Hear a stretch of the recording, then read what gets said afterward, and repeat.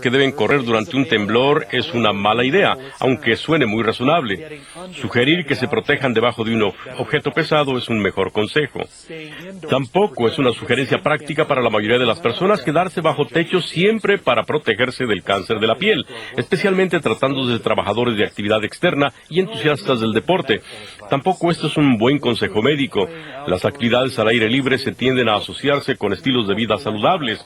El uso de un sombrero y una crema bloqueadora son cosas que casi todas las personas pueden hacer y son muy efectivas en la prevención de los daños del sol.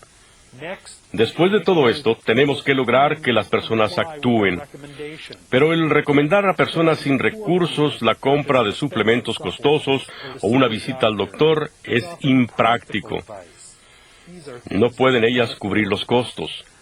Recomendar a las personas que eviten ir a lugares públicos donde pueden proliferar las infecciones es igualmente imposible. Indicarles a los fumadores que deben suspender el hábito cuando ya son adictos a la nicotina no va a tener ningún efecto. Debemos más bien seleccionar comportamientos que todos podemos seguir, tales como el comer más vegetales, usar un sombrero bajo el sol, lavarnos las manos antes de comer, o hacer algún simple ejercicio como caminar.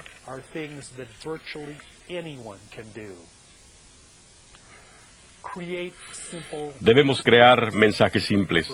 Por ejemplo, en nuestras campañas de seguridad contra el sol, cada mensaje, ya sea vía un póster, un folleto, una sesión de entrenamiento o un correo electrónico, siempre termina con 3 simples recomendaciones para quienes trabajan en áreas exteriores. Utilice bloqueador, lentes oscuros y sombrero. En Australia, la campaña Slip, Slap, Slop enfatizó el simple mensaje de ponerse slip, una camiseta, acomodarse, slap, un sombrero, y untarse, slop, bloqueador. La mayoría de las personas no necesitan información epidemiológica compleja, solo necesitan información simple y efectiva de las cosas que ellos pueden en realidad llevar a la práctica. Algo muy importante es no exagerar el miedo. Cuando usted preocupa demasiado a las personas, ellas evitan escuchar el mensaje y no el peligro. Aunque el temor puede ser eficaz, también hace que las personas no lean y no recuerden el mensaje. El mostrar imágenes de víctimas de cáncer es menos efectivo que informar a las personas sobre la enfermedad. Los eslogans pueden funcionar. Por ejemplo, el sol es traicionero, úntese bloqueador. El uso del humor en los mensajes también funciona. Mezcle el humor con el miedo. Los avisos de precaución pueden suavizarse con el humor. Hemos diseñado pósters haciendo sátira de la semejanza a un mapache que adquieren las personas cuando utilizan lentes oscuros. Muchas personas piensan que es un símbolo de estatus regresar a casa de un viaje de vacaciones en la playa o de esquiar con la apariencia de un mapache. Nuestro póster incita a las personas a que no se autodestruyan con los viajes, implicando con humor que las quemaduras del sol pueden ser letales. Trate de comunicar lo que tenga sentido para las personas. El tratar de lograr que las personas jóvenes en edad productiva pierdan peso para verse mejor es mejor estrategia que tratar de lograr que pierdan peso para prevenirles una enfermedad del corazón dentro de 30 años. Los adolescentes se preocupan más por el hecho de que el fumar produce mal aliento que por el hecho de que causa cáncer del pulmón. Las mujeres jóvenes se preocupan más por evitar piel arrugada y dañada por el sol que por el hecho de que están por desarrollar melanoma. El lograr que las personas hagan lo correcto por alguna razón aparentemente trivial no es malo. Prevenir comportamientos no saludables es finalmente nuestra meta, sin importar cómo se logre. Apele por la salud y seguridad de sus personas cercanas. Las investigaciones sugieren que es más probable que tomemos acción para proteger a alguien que queremos que inclusive para protegernos a nosotros mismos. Las campañas contra los fumadores pueden ser más efectivas cuando se enfocan hacia la promoción de la salud de los hijos de una persona o de su feto que cuando se enfocan hacia ellas mismas. Apelar a las madres embarazadas para que no consuman bebidas alcohólicas y eviten el síndrome fetal de alcohol puede ser algo muy efectivo. Promover que los padres inculquen en sus hijos el uso de cascos para andar en bicicleta o para esquiar no solo protege a los niños, sino también los padres tienden a hacer uso de ellos. Apelar a los padres para que sus niños utilicen cinturones de seguridad no solo ayuda a estos, sino que también logra que los adultos tiendan a utilizar los cinturones. Los mensajes publicitarios dirigidos hacia las personas más cercanas a nosotros son extremadamente efectivos. En la comunicación de la salud también puede ser muy eficaz el uso de mensajes con doble significado. A la mayoría de las personas sí les gusta la propaganda o los mensajes sesgados, pero responden aún más favorablemente a los mensajes con explicación doble. El comunicarles ambos lados de una situación les hace más resistentes a los mensajes contra la salud. Un mensaje con solo una interpretación le dice a un niño que no fume o no utilice drogas porque son dañinos o adictivos.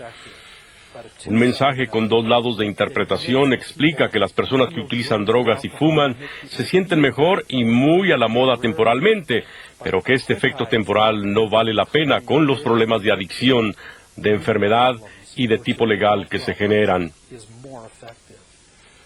Diversos estudios han confirmado que los mensajes que presentan dos perspectivas funcionan mejor y tienen además otro beneficio. La persona que utiliza un mensaje con dos perspectivas gana credibilidad, por lo que tiene el poder de persuadir una siguiente vez. Corra la voz. La mayoría de nosotros creemos que los medios masivos son todopoderosos, pero en verdad somos más susceptibles a ser convencidos por un amigo, un pariente o un compañero de trabajo. El lograr que las personas les hablen a sus amigos, hijos y colegas sobre hábitos de salud y prevención de enfermedad es algo muy poderoso. Y es menos costoso que comprar tiempo de televisión o inclusive imprimir pósters. Si cada trabajador en su organización hablara a otro colaborador sobre cómo adoptar un estilo de vida más saludable, los resultados serían dramáticos. Es un hecho aceptado que los buenos hábitos de salud deben enseñarse lo más temprano posible. Los cursos de educación para la salud deben ser obligatorios, comenzando desde el nivel de educación elemental. Además, las materias de educación y comunicación para la salud deberían ser exigibles en la mayoría de los currícula a nivel universitario y temas integrados a los programas de capacitación corporativa en todo el mundo. Una organización que no establezca como prioridad la salud y la comunicación para la salud no podrá competir efectivamente en el futuro. Bueno, les he presentado hasta ahora los elementos del por qué se requiere administrar el cuidado de la salud a nivel organizacional e implementar estrategias de comunicación más efectivas, con el propósito de incrementar nuestra productividad y competitividad. Durante el siguiente módulo hablaremos con especialistas sobre los retos de las enfermedades infecciosas más extendidas y mortales que tenemos ahora, y las amenazas del terrorismo biológico. Discutiremos lo que se puede hacer de manera preventiva en estas áreas y luego hablaremos con un exitoso emprendedor cuya empresa se especializa en hacer más eficiente la comunicación para la salud a través del uso de las últimas innovaciones tecnológicas. Por ahora, espero sus comentarios.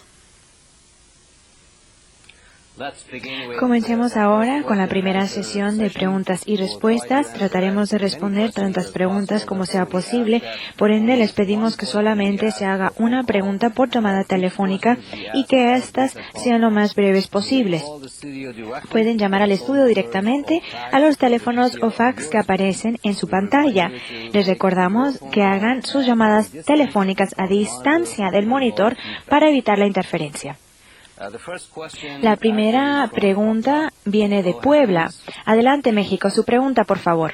Sí, bueno, mire, hablo de la Escuela Normal Oficial, licenciado Benito Juárez de Zacatlán, Puebla, para establecer una pregunta en relación con esta tercera conferencia. La pregunta dice así: ¿cuáles son los retos que deben enfrentar los países del tercer mundo en relación a los riesgos de salud y al aumento creciente de enfermedades con alto índice de mortandad.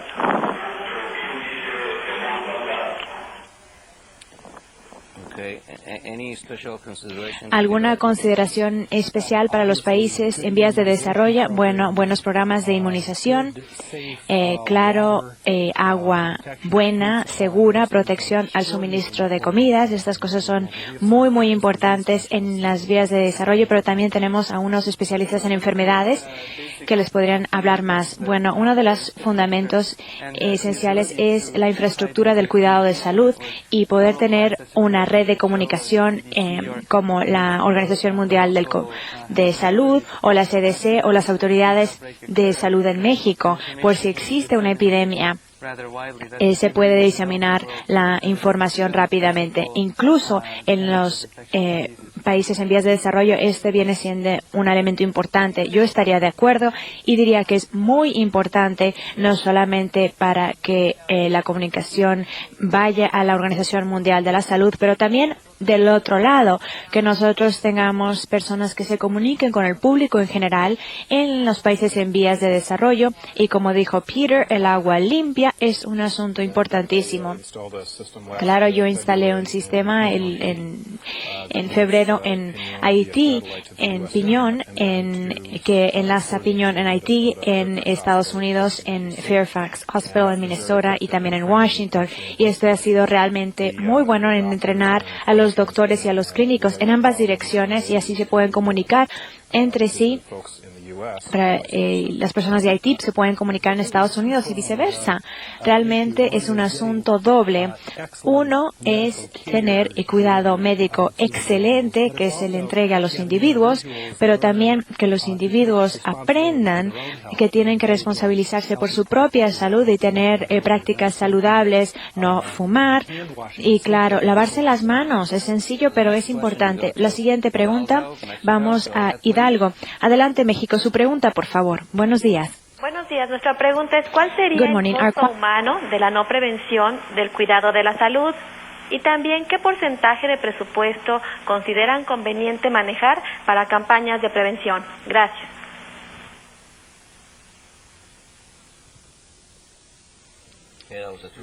Era una pregunta de dos partes. Bueno, en cuanto a los fondos de las campañas, depende de la campaña. Algunos funcionan mejor que otros, y cuando está encarando y lidiando con un país en vías de desarrollo, hay que ver el medio de comunicación que llega a más gente. En África, por ejemplo, utilizan la radio porque se utiliza tanto. También, por ejemplo, campañas simples no siempre funcionan tan bien como el educar a la gente, el darles información. Yo estoy de acuerdo. La educación es realmente uno de los aspectos más importantes donde se puede gastar su dinero, y sobre todo en programas de prevención. Este es un factor muy amplio. Ahora, con la pandemia mundial del SIDA, muchos países están dando dinero para que estas personas tengan medicamentos antivirales, pero las personas que están proporcionando los fondos no están viendo que la infraestructura de salud básica de estos países está faltante, y se necesita realmente dar dinero para la infraestructura básica antes de poder dar fondos para programas especializados como la prevención con el control del SIDA. La siguiente pregunta, vamos a Puebla. Adelante, México, su pregunta, por favor. Buenos días. Puebla. Hablo de la normal rural Carmen Cerdán, de Teteles, Ávila, Castillo, Puebla. Mi pregunta es en relación al esquema de educación de la salud. ¿Qué opina el ponente que no nada más se trabaje la educación de la salud a nivel físico, sino que también se incorporen los aspectos de salud mental que están impactando muchísimo en la adquisición de conductas adictivas? Gracias. Sí, esto es extraordinariamente importante y nosotros hemos pensado muchas veces que es una dicotomía el cuerpo y la mente y realmente es inseparable y claro que la salud mental es muy importante. Hay muchas investigaciones que muchos familiares y amistades cercanas en un apoyo, en una red de apoyo de salud mental simplemente a nivel informal es de un gran beneficio a la gente. Y claro, cuando eso no funciona, el tener consejería profesional de una forma u otra también es importantísimo. Existen muchas pruebas que la depresión y la ansiedad son elementos anteriores a otras enfermedades físicas. Todas están muy estrechamente ligadas. Yo diría que dentro de las comunidades hay algo que no hemos hablado. Hemos hablado de la salud individual y yo pienso que hay que tener salud comunitaria, y esto es lo que le llamo salud social o mental, donde las comunidades pueden cuidar de sí mismos. Y en algunos países en vías de desarrollo vemos situaciones infecciosas u otras malezas como asuntos de cáncer, fumar, cosas así, con las que se manejan mejor. Por ejemplo, en los países en vías de desarrollo donde las comunidades son más estrechas, hay una comunidad familiar, situaciones familiares y estos tienen mucho más éxito. Nuestra siguiente pregunta viene de Sinaloa, México. Su pregunta, por favor, adelante. Buenos días. Buenos días. Mire, a nivel universitario y sobre todo en países latinoamericanos, ¿cuáles serían las dificultades que enfrentan los programas de prevención de la salud a ese nivel?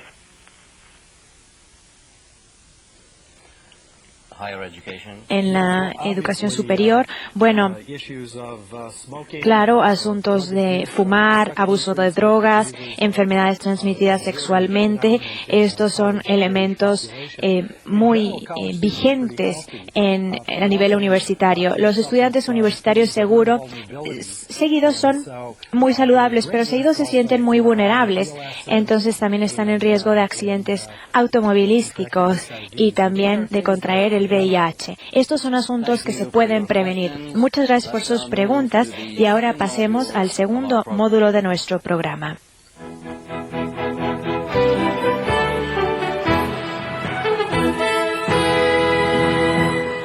Bienvenidos Lydia Drumright y Ramsey Asfor. Gracias por estar aquí. Hemos hablado sobre la necesidad de mejorar la calidad de nuestra comunicación para la salud con objeto de incrementar nuestra productividad. Expliquemos a nuestra audiencia cuáles son algunas de las amenazas específicas que tenemos ahora. Señora Drumright, ¿cuáles son algunas de las enfermedades infecciosas más serias en el mundo ahora? Sí, entre las que yo consideraría más peligrosas está la influenza, que afecta a un promedio de entre 3 y 5 millones de personas a nivel mundial, produciendo 500,000 de muertos. La tuberculosis, que es un creciente problema en el mundo ahora. Asimismo, la malaria, que afecta a más de 3 millones de personas en el mundo y mata a 1 millón anualmente. La hepatitis C, con 170 millones de personas infectadas mundialmente, que representa el 3% de la población mundial. Y, por supuesto, el virus del SIDA, el cual todos sabemos es un gran problema, ya que aunque están infectadas menos personas, solo 40 millones a nivel mundial, la tasa de mortalidad o muerte por caso es muy alta. Muchas personas piensan que la influenza es una enfermedad un tanto leve que no pone en peligro la vida. Pero, ¿es cierto esto? Ciertamente tendemos a ver la influenza como algo muy normal. Pero la verdad es que ahora se dan varias epidemias anuales y alrededor de 500,000 de personas mueren. Y cuando surge un nuevo tipo, como fue el caso de la pandemia de influenza en 1918, que produjo un estimado de 40 millones de muertes mundialmente, nuestra población saludable es siempre amenazada y afectada. ¿Qué con relación a las enfermedades que han recibido gran publicidad recientemente, tales como el SARS, el virus del Nilo del Oeste y las derivadas de alimento, tales como la enfermedad de la vaca loca y la influenza de aves? ¿Cuál es el consenso general sobre nuestra susceptibilidad a estos nuevos tipos de enfermedades? Bueno, yo pienso que cada una de las nuevas enfermedades infecciosas es un problema. Su persistencia nos indica que siempre habrá nuevas enfermedades que van a ir surgiendo, y algunas de estas tendrán tasas de mortalidad más altas. Pero aunque estas enfermedades han generado mucha paranoia, ¿son tan peligrosas como han sido por mucho tiempo la influenza, el SIDA y la malaria? Yo diría que hasta ahora no. Por ejemplo, la enfermedad de las vacas locas. También en términos relativos, pocas gentes han sido afectadas por el SARS. Es difícil decir si es por falta de información o control de estas enfermedades, pero lo que sabemos es que no han sido tan mortales como la influenza. ¿Cómo nos podemos proteger de no contraer todas estas enfermedades a través de mejor comunicación y de otras medidas preventivas? Yo pienso que algo que es crucial es ver la comunicación como un reto a nivel mundial, tratándose particularmente de enfermedades infecciosas, ya que somos una aldea global. Las enfermedades se suben a los aviones y se transportan a todos lados. No reconocen fronteras. Las fronteras no las detienen. Dr. Asfour, en años recientes hemos visto la proliferación del terrorismo a nivel global, incluyendo en Estados Unidos por primera vez, como un medio para promover mensajes políticos. Como doctor en medicina especializado en enfermedades infecciosas, ¿cuáles son algunas de las armas biológicas contra las cuales usted se ha capacitado ya y cuál es la probabilidad de que estas armas sean utilizadas en escala mayor? En términos de agentes biológicos, cuando se habla de bioterrorismo, el anthrax ciertamente se ha utilizado ya en Estados Unidos y ese es uno de los que se me viene a la mente ahora. Todos estamos también preocupados por el uso de la fiebre amarilla. Este es un agente común y fue utilizado por los japoneses durante la Segunda Guerra Mundial. Ellos distribuyeron desde el aire moscas infectadas con esta plaga en diferentes áreas de China, produciendo diversas proliferaciones de la enfermedad. También estamos muy preocupados por el uso de la viruela. No existe un tratamiento efectivo contra la viruela. Regresando al anthrax, este también es una gran preocupación. Hasta ahora ni siquiera sabemos quiénes fueron los actores detrás de los crímenes de anthrax que se registraron en Washington y en la costa este de Estados Unidos. En California y muchos otros estados de Estados Unidos tienen ya organizados planes de preparación contra bioterrorismo. ¿Cuáles son algunos de los detalles de estos planes y cómo pueden las organizaciones aplicarlos en otras partes del mundo? Recientemente, desde el ataque de anthrax, hemos visto muchos esfuerzos concentrarse en planes contra bioterrorismo. Estos planes son multifacéticos y tienen componentes a nivel federal, estatal, local y centros hospitalarios. En consecuencia, cada hospital tiene un plan de acción bajo los lineamientos desarrollados por las autoridades estatales y de salud regional. El plan está diseñado para que el personal de servicio directo al cliente de los hospitales esté muy alerta a los primeros indicios de un ataque o una incidencia. ¿Y qué pasos o acciones deben tomarse con estos primeros contactos en los centros de salud para responder a situaciones de alto riesgo como terrorismo? Primeramente, necesitan fomentar la capacitación del personal para identificar las primeras incidencias. Por ejemplo, una infección de anthrax pudiera no ser identificada inicialmente porque la bacteria que causa la enfermedad pudiera ser confundida por un contaminante común. El primer elemento que debe instituirse es un programa educativo, luego el entrenamiento para identificar la enfermedad y luego la comunicación para alertar a los centros regionales de salud, los cuales deben solicitar a las autoridades de seguridad pública las investigaciones inmediatas pertinentes. Entonces es sumamente importante que cualquier persona, sobre todo en las clínicas, informe de inmediato cuando observe cualquier brote de enfermedad. Absolutamente. Qué interesante. ¿Y qué debe saber la comunidad para accesar a estos servicios de información o para seguir las instrucciones de los medios en momentos de crisis? ¿Y qué deben hacer las personas comunes y corrientes? Si la persona se siente bien, no tiene ningún síntoma y no está en el área que se reporta como el foco del evento terrorista, debe mantenerse en calma y seguir las instrucciones dadas por su departamento de salud local. Si la persona ha sido afectada y comienza a desarrollar síntomas, entonces necesita reportarse al centro de salud más cercano que se haya creado como parte del plan de emergencia de respuesta. ¿Deben las personas quedarse bajo techo cuando ocurre un ataque bioterrorista? Generalmente las personas deben quedarse bajo techo cerca de alguna ventana y apagar el aire acondicionado que pudiera traer aire de afuera, ya que los filtros de este pudieran no detener los agentes dañinos. Pero si la persona no está cerca de la región donde se sospecha que haya sucedido el ataque, ésta deberá seguir sus actividades normales y estar al pendiente de las instrucciones que den las autoridades.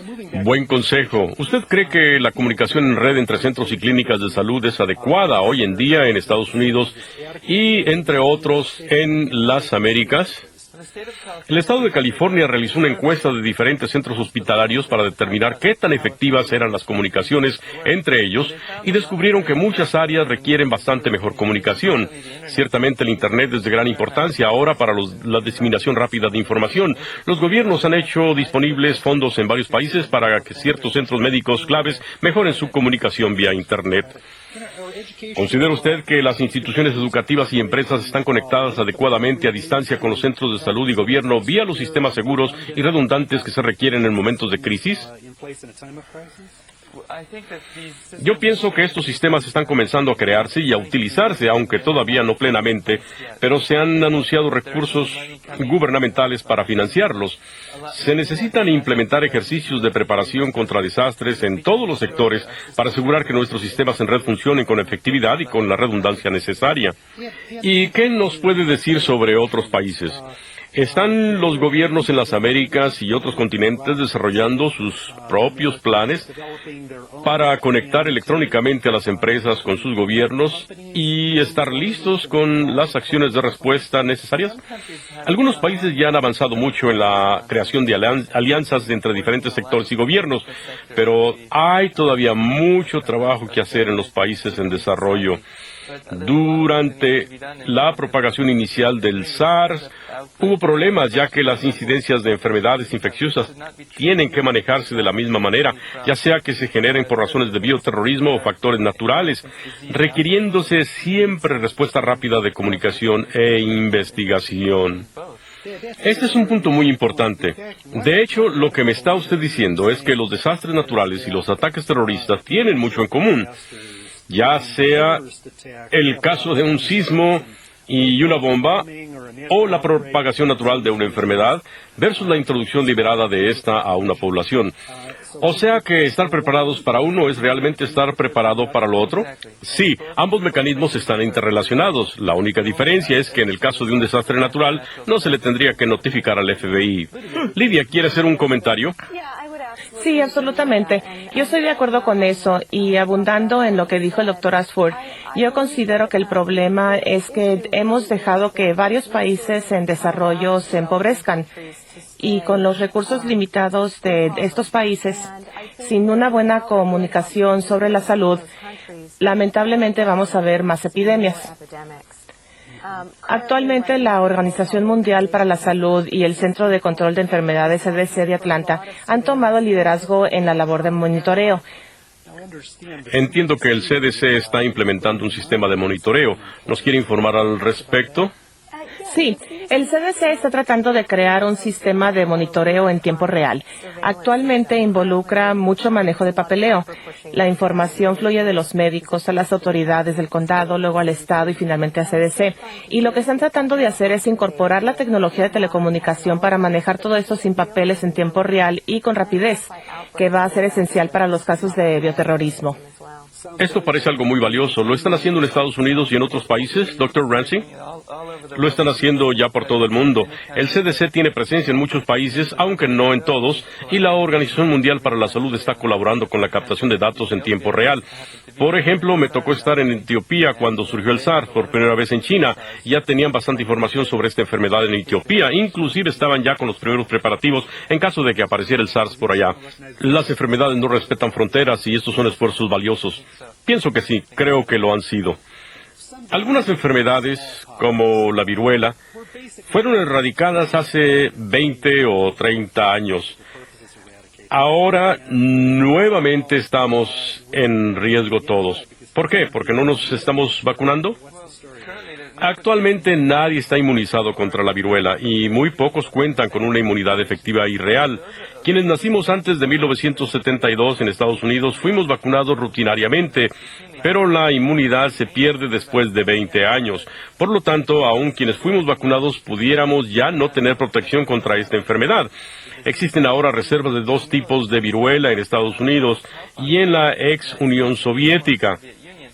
Pero se sospecha que varios otros países y organizaciones hayan obtenido algunas dosis también. Esta es la razón del por qué se creó en Estados Unidos un Plan Nacional de Respuesta contra la Viruela. ¿Y cuál es la naturaleza de este plan? Uno de los primeros pasos es vacunar a un grupo selecto de proveedores voluntarios de servicios de salud para contar con un grupo competente de personas con un buen nivel de inmunidad a nivel personal. Por ejemplo, yo me ofrecí como voluntario para recibir una vacuna inicial y recientemente me aplicaron una segunda dosis de vacuna de viruela para asegurar que tenga la máxima inmunidad. ¿Qué me puede decir sobre las vacunas de reforzamiento? ¿Es eso viable o se generan demasiados efectos secundarios? Probablemente sí se generan demasiados efectos secundarios, sobre todo para las personas con deficiencias inmunológicas relacionadas con el cáncer o el SIDA. Si estas personas entran en contacto con alguien que ha sido vacunado recientemente, pudieran contraer la enfermedad. Por lo tanto, en general no se recomienda. Ya se realizó un extenso análisis de beneficio-costo aquí en Estados Unidos,